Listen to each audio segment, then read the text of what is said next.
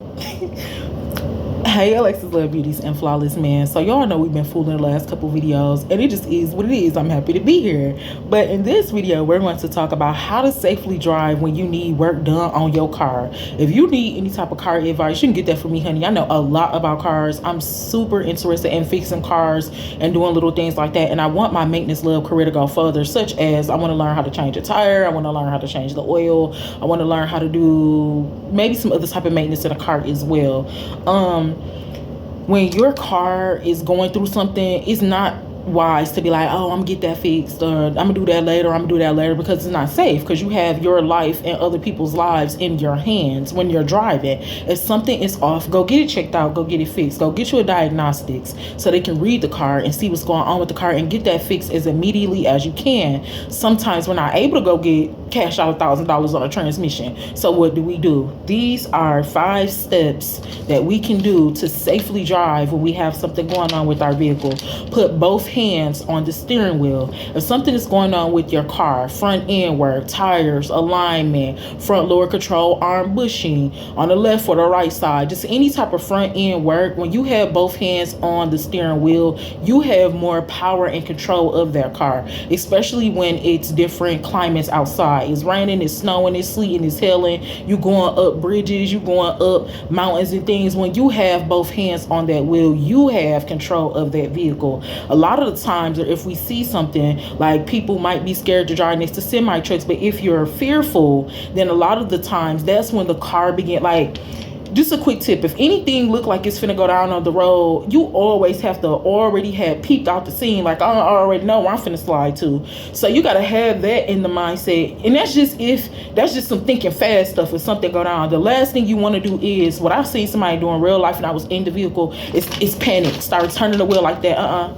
You don't want to do that. You don't want to do that. If you see something about to go down, I rebuke that in the name of Jesus. You want to have already peeped out the scene so you can know how to safely get out the way. And you want to have both of those hands on that steering wheel so you can have control of the vehicle. If you start going left, then that's when the steering wheel is moving in the opposite direction than the wheels. The wheel's supposed to be going straight, but the wheel going like this, you don't want to do that. So have both hands on the steering wheel. If you know your car needs some work, and then get that fixed immediately. Checking the car parts more often is important. If you had one light on the dash and you was like, okay, I'm gonna let that slide, just a little tire check, a little tire pressure, I put some air in the tire, maybe it's a sensor because it's still something up there.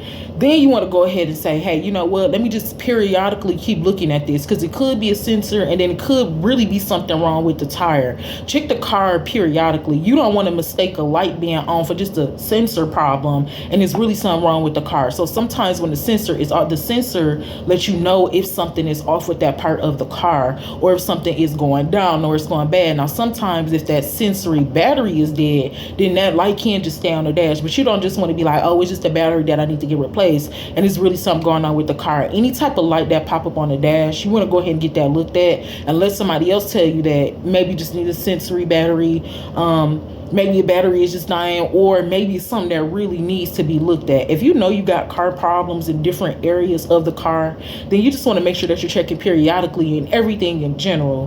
Because typically, if it's one thing, like if it's a front end alignment, then it might be the tires too often, because them two go together. You know what I'm saying? So you just want to make sure that you're looking at everything periodically, making sure we ain't, mistaking nothing.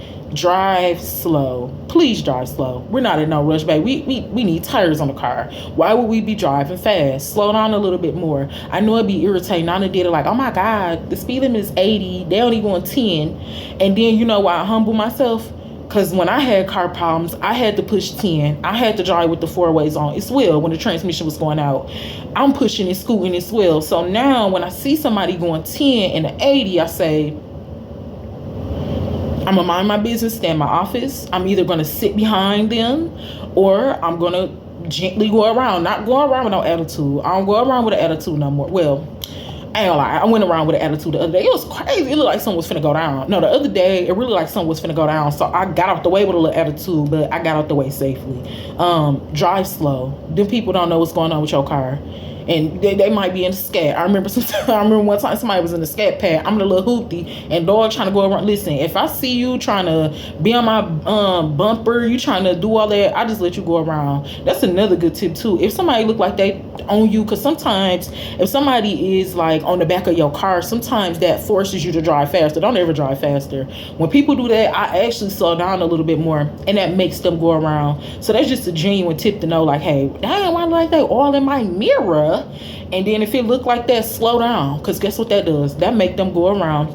Oh, another quick tip from my mom. This is way off subject, but a quick tip from my mom. She told me if somebody behind you like that, or maybe got a smaller car or whatever, and somebody like lights is like blinding you from behind, like somebody got there, maybe they have like bigger lights, or maybe it's dark or something like that. Anytime you feel like maybe somebody is riding your tail fin, right, and they got these big old lights on, my little hoopty, mom told me to, that mirror up here, what's the name of that mirror?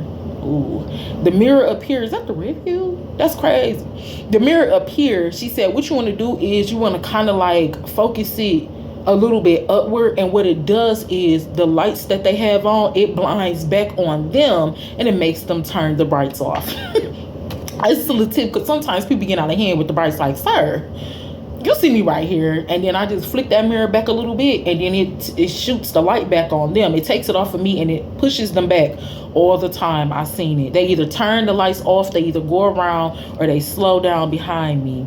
Take the back roads. Something wrong with the car, take the back roads. Take the longer route home. That way if something happened, you ducked off somewhere, and then you'll be, well, it just depends. It depends on what's really wrong with the car and if you need to take a back road. Sometimes the back road may or may not work, but depending on your route, it would be safer to take a back road. That way if something happened, you know, the car would be not in the middle of the street in an intersection for 2-3 days, because a problem like that, a head gasket or something like that. So it'd be better to have that like off a back road, maybe in somebody driveway or something like that. So it just depends on the severity. If the car getting ready to shut down, then you want a back road, or, you know, maybe some type of business somewhere that it can see. You want to think quick if you feel like the car is about to shut down. I remember a battery turned off on me, and I was driving up a 55, and I had to think quick. I was like, it's this warehouse right here, I'm finna pull over here.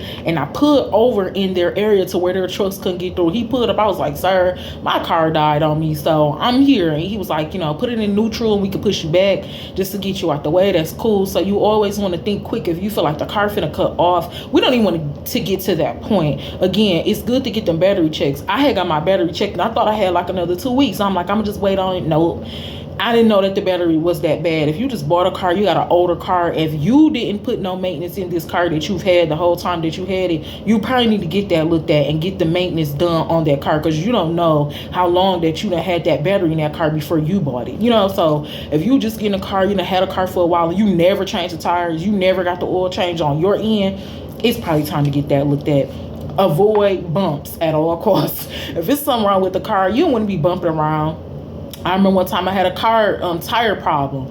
Bumping around, boom, tire flew off. Listen, avoid the bumps at all costs. Again, that's you could take the back road, or just, you know, slow down a little bit slower, hit them 4-ways on real quick just so you can slow down. But in conclusion, any type of car problem that you have, what you want to do to be wise is you want to get that fixed as soon as possible. I know some car places, they'll have like loans or different things like that. You could do just whatever is affordable to you. The car stuff be happening out of nowhere, so pray about it, get it fixed. Don't wait on that. Men, put gas in the car. Put gas in the car, sir. Yeah, you can't always drive on E.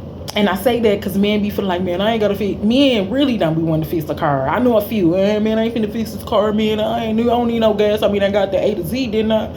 Sir, no. The more you leave the car on E, the car begins to get used to that. And then it causes other problems. Like, you could be draining the battery, or you could be draining the alternator or the engine or the motor or something like that. Just keep gas in the car. The gas is important. You ain't got no gas in here, sir. We can't even turn the heat on. Like, what do you... Man, I just wanted to throw that. I ain't trying to get all y'all hit or nothing, but you might have to start putting gas in the car. Keep the gas on a half a tank. You know what I'm saying? Man, if they'll wait until the nitty gritty and then go put a full tank in there, sir, just keep the gas full. And on gas, make sure y'all get that SPF gas treatment, because that helps gas.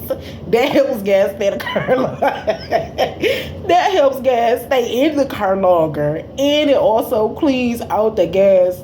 It cleans out the gas part, the gas filter, because it's a gas treatment. So look, get y'all them gas treatments for Walmart. I'm gonna try my hardest to leave a picture somewhere up here.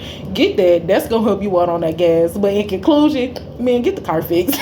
get the car fixed so you can drive safe, so everybody else can be safe, and it's a comfortable, smooth ride as it should be.